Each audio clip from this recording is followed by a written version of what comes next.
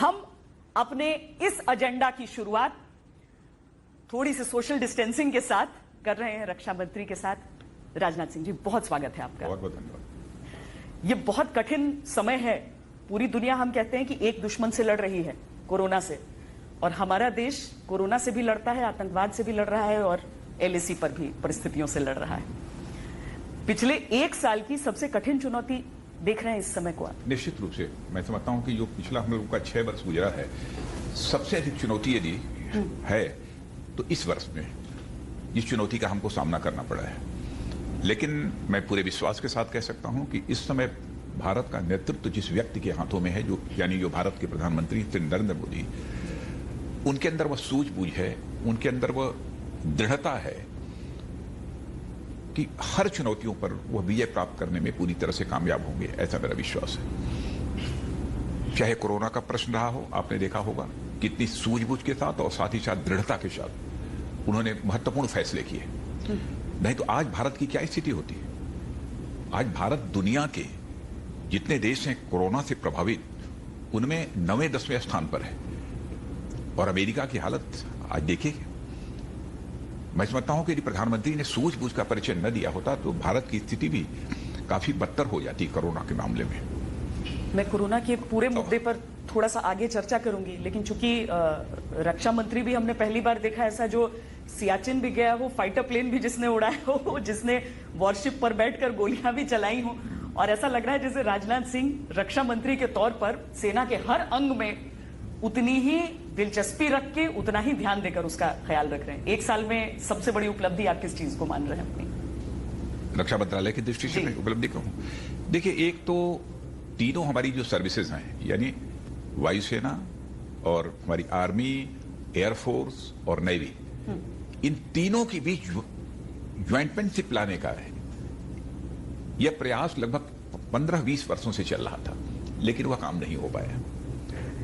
यानी सीडीएस बनाने का, चीफ ऑफ डिफेंस स्टाफ, इसी एक वर्ष के अंदर ही, माने एक वर्ष पूरा भी नहीं हुआ कि 4-6 महीने के अंदर ही इस सीडीएस को बनाने का काम हम लोगों ने पूरा कर दिया। 2014 में जब से यह गवर्नमेंट आई है मोदी जी के नेतृत्व में, तब से स्वदेशीकरण पर हम लोगों ने विशेष दिया है। मेक इन इंडिया पर हमारा विशेष बल हमारी सरकार ने दिया है। अब जैसे कि पहले जो डिफेंस आइटम थे, डिफेंस इक्विपमेंट थे, वेपन्स थे, ज्यादातर दुनिया के दूसरे देशों से हम इंपोर्ट करते थे। लेकिन हमारी सरकार ने यह फैसला किया कि हमारा यह भारत अब इंपोर्ट करने वाला देश नहीं रहेगा, बल्कि भारत को defence equipments, defence weapons export करने वाला देश बनना चाहिए। और मैं पूरे विश्वास के साथ कह सकता हूं कि जिस तेजी से हम लोग आगे बढ़ रहे हैं, भारत केवल एक इंपोर्टिंग कंट्री के रूप में ही नहीं जाना जाएगा, बल्कि एक एक्सपोर्टिंग कंट्री के रूप में जाना जाएगा। क्या उसकी शुरुआत हमने कर दी है? एक मेक इन इंडिया होता है और उसके साथ एक मेड इन इंडिया होता है। Made in India. तो हम दोनों पर हमारा बल है। हम टेक्नोलॉजी भी बाहर से लेंगे, ट्रांसफर ऑफ टेक्नोलॉजी, लेकिन यहां पर भी उस टेक्नोलॉजी को इंप्रूव करके उसको इंडियनाइज करने की भी हम कोशिश करेंगे। यह सब सारे, जैसे राफेल के मामले में हमने देखा कि हमने तकनीक भी खरीदी, बिल्कुल, ताकि हम यहां पर आगे उससे विकसित कर सकें। लेकिन राजनाथ जी, क्या राफेल की डिलीवरी में वाकई देरी चल रही है? नहीं, यह डिलीवरी तो एक्चुअली मई के अंत तक हो जानी थी जी, लेकिन अब कोरोना से फ्रांस भी प्रभावित है। बट नेचुरल है कि कुछ ऐसे कारण थे जिन कारणों से विलंब हुआ था, और हमारा भी यहाँ पर अंबाला में जो इंफ्रास्ट्रक्चर तैयार होना चाहिए था उसके लिए, उसमें भी थोड़ा सा समय लग रहा था। मैं समझता हूं कि जुलाई के अंत तक राफेल भारत की धरती पर होगा। और तेजस का भी एक दूसरा स्क्वाड्रन ऑपरेशनलाइज कर लिया गया है, उसको ऑफिशियलाइज कर लिया गया है। हमारे एयर चीफ ने स्वयं भी उसको फ्लाई किया। यानी और स्वदेशी जो मेड इन इंडिया रहा और मेक इन इंडिया का आप कह रहे हैं कि एक संतुलन देखने की कोशिश की जा रही है। बिल्कुल, यही हमारा प्रयास है। अब मैं उस मुद्दे की तरफ आना चाहूंगी जो आजकल सुर्खियों में है। भारत एक परिपक्व देश की तरह लाइन ऑफ एक्चुअल कंट्रोल पर इस पूरे मुद्दे को डील कर रहा है। वो सारी खबरें आती भी हैं, मुझे मालूम है कि आप लोग बहुत स्तर पर, चीन जैसे पड़ोसी देश के साथ हम बहुत स्तर पर डील करेंगे, लेकिन एक रक्षा मंत्री के तौर पर आप एलएसी की मौजूदा स्थिति को कैसे कहेंगे और देश को क्या आश्वासन देना चाहेंगे? मैं देश को इतना ही आश्वासन देना चाहता हूं कि पूरी तरह से देश को आश्वस्त रहना चाहिए कि हम किसी भी सूरत में भारत के स्वाभिमान पर चोट नहीं पहुंचने देंगे। वैसे भारत की बहुत ही स्पष्ट नीति रही है कि हम अपने पड़ोसी देशों के साथ अपने रिश्ते अच्छे बनाकर चलें, और यह प्रयत्न हमारा आज से नहीं, पहले से ही बराबर भारत ये करता रहा है। लेकिन कभी कभी चीन के साथ कुछ ऐसी परिस्थितियां ये पैदा हो जाती हैं, और इसके पहले भी पैदा हुई हैं, और हाल फिलहाल में इस मई के महीने में भी वहां पर एलएसी के ऊपर, जैसा आपने कहा कि ये परिस्थितियां पैदा हुई हैं, लेकिन इसको सुलझाने की कोशिश जारी है। आपने चाइना के भी प्रेसिडेंट का भी स्टेटमेंट देखा होगा, पढ़ा होगा समाचार पत्रों में, और चैनल्स पर भी आपने देखा होगा उसे। उन्होंने स्पष्ट रूप से कहा कि हम डिप्लोमेटिक डायलॉग के द्वारा हम इस मामले को रिजॉल्व करना चाहते हैं। भारत की भी यही कोशिश है कि तनाव किसी भी सूरत में न बढ़े, बल्कि मिलिट्री लेवल पर यदि बातचीत करनी है तो मिलिट्री लेवल पर बातचीत करके, डिप्लोमेटिक लेवल पर बातचीत करनी है तो डिप्लोमेटिक लेवल पर बातचीत करके उस मामले को सुलझाया जाना चाहिए। और इस समय मैं जानकारी देना चाहता हूं कि मिलिट्री लेवल पर और डिप्लोमेटिक लेवल पर इस समय चाइना के साथ बातचीत चल रही है, क्योंकि वास्तविक नियंत्रण, और स्वयं चाइना ने भी इच्छा व्यक्त की है जी इस मामले को सुलझा देगी। यानी मध्यस्थता का कोई स्कोप नहीं है, जो अमेरिका की तरफ से कहा जाता है मध्यस्थता का कोई स्कोप नहीं। कल हमारी जो वहां के डिफेंस मिनिस्टर अमेरिका के होते हैं, जिन्हें कि सेक्रेटरी डिफेंस बोला जाता है, उनके साथ भी हमारी बातचीत हुई थी। मैंने उनको ये बताया कि भारत में स्वयं इस प्रकार का एक मैकेनिज्म हम लोगों ने पहले से ही डेवलप कर रखा है कि यदि किसी भी प्रकार की कोई प्रॉब्लम भारत और चाइना के बीच खड़ी होती है तो उसे मिलिट्री डायलॉग और डिप्लोमेटिक डायलॉग के द्वारा हम उसको रिजॉल्व करते हैं। यह बात कल मैंने सेक्रेटरी डिफेंस जो यूएस के हैं उनको भी मैंने कहा है, और वह मैकेनिज्म है हमारा, और उस आधार पर बातचीत चल रही है। क्योंकि चीन के साथ जो हमारी सीमा रही है, ये तो हमेशा से एक विवाद का कारण रहा है, और वो परसेप्शन की बात आ जाती है इस वजह से। परसेप्शनल डिफरेंसेस रहे हैं, भारत चीन की सीमा को लेकर परसेप्शनल डिफरेंसेस तो रहे हैं, इस सच्चाई को कोई नकार नहीं सकता। लेकिन आज कोई हमें आर्म ट्विस्ट नहीं कर सकता है 1962 की तरह। कोई प्रश्न ही नहीं, इसके बारे में तो सोचा भी नहीं जा सकता। देखिए, एक तो देश के पास एक सशक्त नेतृत्व भी है, सक्षम नेतृत्व भी है, देश का मस्तक कभी झुकने नहीं देंगे, यह भरोसा तो देश की जनता को है। मैं समझता हूं देश की जनता को मुझे आश्वस्त करने की जरूरत नहीं है, देश की जनता को यह भरोसा है। राजनाथ जी, बहुत सारे लोगों को उन रिपोर्ट से भी बड़ा डर लगा कि बड़े अंदर तक घुस आए हैं चीनी सैनिक, ऐसा है या सब मतलब पूरी स्थिति हमारे नियंत्रण में है? देखिए, चाइना का बहुत पहले से यह मानना है कि लाइन ऑफ एक्चुअल कंट्रोल है। हाँ। कुछ स्थानों पर तो वो स्वीकार करते हैं, कुछ स्थानों पर मानते हैं कि वे लाइन ऑफ एक्चुअल कंट्रोल ये जो है वो लाइन नहीं है जो कि भारत और चाइना को जो विभाजित करती हो। तो उनका क्लेम है कि आगे तक है, और हम लोगों की भी कुछ स्थानों पर इसी प्रकार की एक धारणा है। तो हमारी पेट्रोलिंग कभी एलएसी तक होती है, कभी उनके लोग भी एलएसी क्रॉस करके इधर आ जाते हैं। यह सिलसिला पहले भी चलता रहा है, मैंने ऐसा नहीं कि यह पहली बार हुआ, लेकिन बातचीत के द्वारा समय समय पर इसे भारत भी रिजॉल्व करता रहा है और चाइना भी रिजॉल्व करता रहा है। डोकलाम की में जो कुछ भी हालात पैदा हुए थे 2017 में ही आपने देखा, लगा कि एक टेंशन बहुत ही बढ़ गया है, लेकिन हम पीछे नहीं हटे। हम लोग पीछे नहीं हटे, लेकिन अल्टीमेटली उस मामले को हम लोगों ने रिजॉल्व करने में कामयाबी हासिल की। वही यहाँ पर डटे रहेंगे अपनी जगह पर। डटे रहेंगे राजनाथ जी, जिस तरह डटे रहेंगे, लेकिन ये भी मैं बतलाना चाहता हूं कि हम लोग किसी भी देश को आंख दिखाना नहीं चाहते, हम किसी के अंदर भय नहीं पैदा करना चाहते, हम सबको साथ लेकर चलना चाहते हैं, हमारी कोशिश यही है। नेपाल से भी डिफरेंसेस ऐसे ही रिजॉल्व हो जाएंगे? हाँ, नेपाल के भी जो भी लिपू लेक को लेकर जो थोड़ी प्रॉब्लम खड़ी हुई है, मैं समझता हूं कि बातचीत के द्वारा ही हम लोग उसको रिजॉल्व करेंगे। उनसे तो रिश्ता माना जाता है, प्रधानमंत्री ने भी कहा था कि वो हमारे रिश्तेदार हैं, हमारे रिश्तेदार क्या, बिल्कुल पारिवारिक मानते रहे नेपाल। हाँ। भारत नेपाल तो पारिवारिक है, भाई की तरह है, तो वो नियंत्रण है। नियंत्रण है पूरी तरह से। कहीं पर कोई बातचीत, कहीं कोई प्रॉब्लम है तो हम मिल बैठकर बातचीत करके उसका समाधान निकालेंगे। पिछले एक साल में जो सबसे बड़ी चीज, जब तक कोरोना तो चलिए एक बीमारी के तौर पर हम देख रहे हैं, लेकिन जो सबसे बड़ी चीज जिसकी कोई कल्पना नहीं कर सकता था, वो था कि आप लोगों ने धारा 370 को हटा दिया। कितनी धमकियां मिली थी कि अगर हाथ भी लगाया गया तो क्या से क्या हो जाएगा, लेकिन कश्मीर उसके बाद जला नहीं, शांत रहा।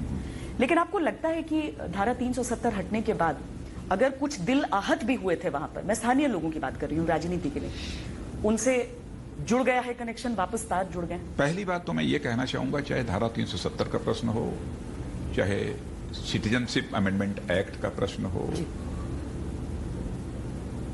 चाहे एनआरसी का प्रश्न हो, इन सब सारे मुद्दों की चर्चा हम लोगों ने अपने चुनावी घोषणा पत्र में भी की थी। भारतीय जनता पार्टी यह मानती है कि चुनावी घोषणा पत्र में वही चीजें शामिल की जानी चाहिए जिन पर कि हम सरकार बनने के बाद अमल कर सकें, जिन्हें हम पूरा कर सकें, वही वादे करने चाहिए। आपने देखा होगा कि इस बीच जो भी हम वादे चुनावी घोषणा पत्र में हम लोगों ने किए थे, सारे वादों को पूरा किया है, क्योंकि उसी के आधार पर ही हमने जन समर्थन हासिल किया है। भारत की राजनीति में नेताओं की वर्ड्स और डीड्स, कृति और कथन दोनों में अंतर होने के कारण जो एक विश्वास का संकट पैदा हुआ, उस विश्वास के संकट को भी हमारी सरकार ने मोदी जी के नेतृत्व में उस चुनौती को स्वीकार किया। हम भारत की राजनीति से उस विश्वास के संकट को समाप्त करना चाहते हैं, इसलिए जो कहा है वह सारी चीजें हमने पूरी की है। अब जहां तक जम्मू कश्मीर के डेवलपमेंट का प्रश्न है, मैं पूरे विश्वास के साथ कह सकता हूं कि हमारी सरकार पूरी तरह से कमिटेड है कि जम्मू कश्मीर का डेवलपमेंट तेजी के साथ होगा। अभी कुछ वैसे कभी भी इसके पहले भी जो 2014 से लेकर 2019 तक का जो कार्यकाल हम लोगों का रहा है, उसमें भी जम्मू कश्मीर के साथ कोई भेदभाव नहीं किया। मैक्सिमम फंडिंग डेवलपमेंट के लिए यदि किसी स्टेट को हम लोगों ने की है तो जम्मू कश्मीर के लिए ही की है। नहीं, पर क्या जमीन पर लोग इस बात पर यकीन कर रहे हैं? आप चूंकि संवाद भी करते रहते हैं, आप देखिए बहुत सारे लोग यकीन भी करते हैं, लेकिन कुछ ऐसी ताकतें थी जो गलतफहमी पैदा करने की बराबर उनकी द्वारा कोशिश की जाती रही। बहुत सारे वहां पर युवा हैं जो राजनीति में आए हैं नया, क्योंकि वहां का पूरा पॉलिटिकल स्ट्रक्चर एक तरह से बदल गया। हालात बदलेंगे, हालात बदलेंगे कश्मीर के। कश्मीर का डेवलपमेंट तेजी के साथ होगा। बहुत पाकिस्तान को डर लग जाता है कि हालात अब बदलेंगे तो कहीं पीओके तक। और कश्मीर भविष्य में फिर से भारत का ही नहीं बल्कि विश्व के आकर्षण का एक केंद्र बनेगा। नहीं, सिर्फ जितना अभी हिस्सा यहाँ पर हम देख रहे हैं या जिस पर पाकिस्तान का अवैध कब्जा है वहां भी? पीओके का जहां तक प्रश्न है, वो तो हमारी संसद ने भी उस संबंध में प्रस्ताव पारित किया है कि पीओके तो ये भारत का हिस्सा है। जी, मौसम तक बताना शुरू किया है। ये तो मानते ही हैं हम लोग। पर क्या ये संभव है राजनाथ जी? क्यों इतने सालों से प्रयास हुआ, जिस तरह से पाकिस्तान वहां पर जाकर काबिज हो गया, यूनाइटेड नेशंस तक को बुला लिया गया उस समय, उसके बाद न जाने कितने समझौते हो गए, लेकिन पीओके क्या वाकई संभव है कि एक बार पूरे उस मुकम्मल नक्शे को हम देखेंगे जो बचपन से पढ़ते हैं? भारत तो यही मानता है कि पीओके भारत का ही हिस्सा है और हो भी सकता है। आपको किसी संभावना को, आप कह रहे हैं सारे वादे पूरे हो गए, कुछ नए वादे जुड़ जाएंगे? किसी संभावना को नकारा नहीं जा सकता। कब क्या होगा कुछ कहा नहीं जा सकता, लेकिन भारत तो मानता है कि पीओके हमारा है। अभी कुछ दिनों पहले वहां पर एक गाड़ी बरामद हुई जिसमें लगभग 45 किलो एक्सप्लोसिव्स रखे हुए थे और लगा जैसे बहुत राहत की सांस लोगों ने ली कि पता नहीं पिछले साल पुलवामा। मैं समझता हूं कि ये जो गाड़ी बरामद हुई है तो बहुत बड़ी कामयाबी हमारी सेना की और हमारे पैरामिलिट्री फोर्सेस की और जम्मू कश्मीर पुलिस की और इंटेलिजेंस की ये कामयाबी रही है। और इस बात का यह प्रमाण है कि इन फोर्सेस के बीच जिस प्रकार का कोऑर्डिनेशन होना चाहिए, परफेक्ट कोऑर्डिनेशन, इस समय army, CRPF, Jammu Kashmir police और आपके कार्यकाल से, जब गृह मंत्री के तौर पर आपके कार्यकाल के दौरान इसकी शुरुआत हुई? बिल्कुल, कोऑर्डिनेशन बहुत ही बेहतर रहा। आप किसी से भी आर्मी पर्सनल से बात करेंगे अथवा सीआरपीएफ के अथवा जम्मू कश्मीर पुलिस अथवा इंटेलिजेंस के किसी भी अधिकारी से बात करेंगे, सभी सच्चाई को स्वीकार करेंगे। बेस्ट कोऑर्डिनेशन इस समय है। अच्छा, हमने बहुत सारे देश जहां पर तनाव था, जहां पर कॉन्फ्लिक्ट जैसी स्थिति थी, कोरोना के समय सबने छोड़ दिया, लेकिन लाइन ऑफ कंट्रोल पे नहीं रुका। गोलीबारी वहां से चलती रहती है पाकिस्तान की तरफ से। अब पता नहीं क्यों मुझे कभी कभी लगता है कि शायद भारत का विरोध करते रहना, इसी पर वहां की सरकार का अस्तित्व ही टिका रहता है या क्या है, कुछ कहा नहीं जा सकता। लेकिन जितना गोलीबारी करनी हो गोलीबारी करें, लेकिन आपने देखा है कि इसके पहले भी उसका जवाब किस तरीके से दिया है, चाहे सर्जिकल स्ट्राइक हो अथवा एयर स्ट्राइक हो। यह भी करने के लिए बाध्य तो पाकिस्तान ने ही भारत को किया था। हाँ। तो यह नौबत ही ना आती। एक तरह से हम देखते हैं कि जब भी पहले हम ऑप्शंस की बात करते थे कि क्या क्या भारत कर सकता है, अब एक तरह से नीति में शामिल हो गया है। इसलिए हमने देखा कि पाकिस्तान की तरफ से और खासकर उनके प्रधानमंत्री की तरफ से बार बार ये चीजें आ रही थी कि एक फॉल्स फ्लैग अटैक को फ्लैग करेगा भारत। गलत झूठा अटैक दिखाने की कोशिश करेगा, तो उसके मन में हमेशा ये खौफ बैठ गया है कि अगर कुछ किया तो फिर कोई स्ट्राइक ना हो जाए। अब क्या है, मैं समझता हूँ कि बहुत ही सर्जिकल स्ट्राइक रही हो तो एयर स्ट्राइक, दोनों बहुत ही सक्सेसफुल रही हैं। हाँ। अब उसके कारण कितना खौफ है नहीं है ये तो पाकिस्तानी बतला सकता है, पाकिस्तान के लोग ही बतला सकते हैं, मैं नहीं बतला सकता। पर एक चीज जो ठीक नहीं लगी राजनाथ जी, वो ये था कि पाकिस्तान में वहां के फॉरेन ऑफिस ने कह दिया कि जो राम मंदिर का निर्माण शुरू हुआ है वो नहीं होना चाहिए, और उसमें वो एक मुसलमानों को भड़काने की लाइनों का प्रयोग कर रहे हैं। क्या एक दूसरे देश का इस तरीके से हमारे घरेलू मामलों में बोलना सही है? इस प्रकार की गलत हरकत नहीं करनी चाहिए। और आज मैंने पहली बार ऐसा किया हो पाकिस्तान ने, यहाँ के माइनॉरिटीज को भड़काने की कोशिश, इसके नहीं पहले भी किया है। लेकिन जहां तक भारत के माइनॉरिटीज का प्रश्न है, वो हमारे परिवार के सदस्य हैं, वो सभी भारतीय हैं। और आपने देखा कि सीमाओं पर जब संघर्ष होता है तो इस देश का हिंदू हो, मुसलमान हो, ईसाई हो, सभी एक साथ खड़े होते हैं, एकजुट होकर उसका मुकाबला करते हैं। उस समय सब हिंदुस्तानी रहते हैं, सभी हिंदुस्तानी, फौजें हों, हमारे पैरामिलिट्री फोर्सेस हों, सब में। पर आपने एक और चीज शुरू की राजनाथ जी, जो कि 2014 के बाद से जिसमें तेजी आई, कि बॉर्डर पर इंफ्रास्ट्रक्चर डेवलपमेंट, जिसकी वजह से कुछ चीन को भी बुरा लगता है। और लेकिन उस कनेक्टिविटी को अभी हम कितना कंप्लीट माने? पिछले साल भी आपने अक्टूबर में उद्घाटन किया था दौलत बेग ओल्डी तक की सड़क को। देखिए, इंफ्रास्ट्रक्चर डेवलपमेंट बॉर्डर पर तो करने का सिलसिला हम लोगों ने प्रारंभ किया है, थोड़ा उस काम को तेज भी किया है, क्योंकि हमारे जो सेना के जवान होते हैं उनको पेट्रोलिंग के लिए जाना पड़ता है, असुविधाएं होती हैं, तो वो सब सारी असुविधाएं न हों, और वहां पर रहने वाले जिन लोग हैं, कुछ छोटे छोटे जो बस्तियां हैं, उनको भी कोई प्रॉब्लम न हो, तो उनकी सुविधा को ध्यान में रखकर भी इस प्रकार के इंफ्रास्ट्रक्चर डेवलपमेंट किए जाते हैं। लेकिन किसी देश की सीमा पर अतिक्रमण करना यह हमारा उद्देश्य नहीं है, इस काम को हम नहीं करेंगे। पर हम अपनी लेकिन इंफ्रास्ट्रक्चर डेवलपमेंट का जहां तक सवाल है वो चलता रहेगा जी, वो किसी के डर से रुकेगा नहीं, क्योंकि जो भी कर रहे हैं भारत की सीमा में कर रहे हैं, इस पर किसी को आपत्ति होनी भी नहीं चाहिए। अरे कहीं पर किसी को आपत्ति है तो मिल बैठकर बातचीत करेंगे, मिलिट्री लेवल पर भी बातचीत करेंगे, डिप्लोमेटिक लेवल पर भी बैठकर बातचीत करेंगे, उसे रिजॉल्व करेंगे। मैं अब कोरोना के मुद्दे पर आना चाहती हूं, क्योंकि जो ग्रुप ऑफ मिनिस्टर्स थी उसे आपने चेयर भी किया था। आज जो लड़ाई हम लड़ रहे हैं, आज अगर हम देखते हैं कि 1.5 लाख के आंकड़े को भी पार कर गया, तो कितनी चिंता करनी चाहिए लोगों की? या हम समझें कि एक नेचुरल फ्लो में ये दौर आना ही है, इसका ऐसे ही बढ़ेंगे आंकड़े? मैं समझता हूं कि चिंता कम करने की जरूरत है, सावधानी ज्यादा बरतने की जरूरत है, और एक दृढ़ संकल्प के साथ इस कोरोना की चुनौती को स्वीकार करने की जरूरत है, जिसे कि हमारे प्रधानमंत्री ने स्वीकार किया है, हमारे पूरे देश ने स्वीकार किया है। पर विपक्ष ने कहा है और मैं आश्वस्त हूं कि इस पर हम विजय प्राप्त करेंगे। विपक्ष ने आपकी लॉकडाउन की रणनीति की आलोचना की। सोनिया गांधी हो, राहुल गांधी हो, सबने कहा कि जब कोरोना के मामले कम थे, इतना तगड़ा आपने लॉकडाउन लगाया, अब जब धीरे धीरे वो मामले बढ़ रहे हैं ज्यादा, तब आप लॉकडाउन में ढिलाई दे रहे हैं। शायद उनको इस बात की जानकारी होनी चाहिए कि यदि लॉकडाउन की घोषणा प्रधानमंत्री ने समय के साथ न की होती तो आज पता नहीं भारत की स्थिति कितनी बदतर हो गई होती। दुनिया के कई डेवलप्ड कंट्रीज की हालात देखिए कोरोना के मामले में कैसे हैं इस समय, शायद वैसी ही स्थिति भारत की हो गई होती। और मॉर्टेलिटी रेट का जहां तक प्रश्न है, मॉर्टेलिटी रेट भारत की का सबसे कम है।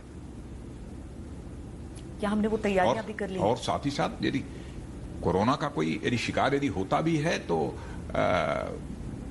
या कोरोना से यदि कोई प्रभावित होता भी है तो ठीक होने वाले लोगों की संख्या भी मैं समझता हूं अप्रॉक्सीमेटली 50% के आसपास है। पर प्रवासी मजदूरों का मामला, क्या आप मानते हैं कि सरकार ने सही से हैंडल नहीं किया कि इतने प्रवासी, इतने मजदूर वापस जाना चाहेंगे, उनके लिए समय से तैयारी नहीं की गई? नहीं, जहां तक प्रवासी मजदूरों के संबंध में हमारी सरकार को जो फैसले करने थे वो सब उचित फैसले किए थे। आपने देखा होगा कि लॉकडाउन की घोषणा करते समय ही हमारे प्रधानमंत्री ने कहा था कि जिन औद्योगिक इकाइयों में ये हमारे मजदूर भाई काम कर रहे हैं अथवा कोई भी काम कर रहा है, तो लॉकडाउन के दौरान भले ही वो औद्योगिक इकाई बंद हो, उनके वेतन में किसी भी प्रकार की कटौती नहीं की जानी चाहिए। यदि जो सुविधाएं पहले मिल रही थी वो सारी सुविधाएं देनी चाहिए। यह सब सारा प्रिकॉशन तो हमारी सरकार ने पहले ही ले लिया था। लेकिन लॉकडाउन परिस्थितियां ऐसी पैदा हुई कि लॉकडाउन आगे बढ़ाना पड़ा। अब उसके बाद धीरे धीरे अब ऐसे हालात पैदा हुए कि जितने भी हमारे प्रवासी मजदूर भाई थे सब अपने अपने घरों को वापस जाना चाहते थे। तो उसके बाद फिर हम लोगों ने स्पेशल ट्रेनें भी चलाई हैं, लगभग 3,900 के आसपास इस ट्रेनें चली हैं और 50-60 लाख लोग अपने अपने डेस्टिनेशन तक, अपने गंतव्य तक पहुंचे हैं।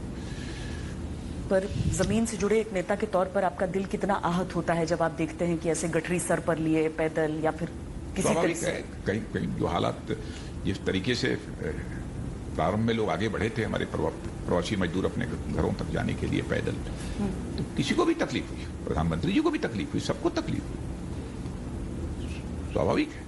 राहुल गांधी ने ये सुझाव दिया था कि उनको कैश इन हैंड देना बेहतर है लॉन्ग टर्म बेनिफिट्स देखने की जगह। क्या ऐसी कोई व्यवस्था हो सकती थी, क्योंकि आप अभी अर्थव्यवस्था से जुड़ी हुई देखिए, चीजों को भी कैश देने का जहां तक सवाल है, आपने देखा होगा किसान सम्मान निधि के माध्यम से 6,000 रुपया प्रतिवर्ष देने का फैसला प्रधानमंत्री ने किया और इस काम को शुरू भी कर दिया। और इतना ही नहीं, प्रधानमंत्री जनधन योजना के अंतर्गत जो अकाउंट्स खुले हैं, तो समाज का शायद ही कोई ऐसा वर्ग बचा होगा, बड़े गरीबों में मैं बात कर रहा हूं, किसानों में, गरीबों में, मजदूरों में, जिसको किसी न किसी प्रकार की आर्थिक सहायता उसके माध्यम से न मिली हो। यहां तक कि दिव्यांगों और विकलांगों के लिए भी हमारी गवर्नमेंट ने उनके अकाउंट में पैसे डाले हैं। हमारी जो बुजुर्ग महिलाएं हैं, उनके खाते में भी हमारी गवर्नमेंट ने अब तक 1,500 रुपए उनके खाते में डाले हैं। इस काम को तो कर ही रहे हैं।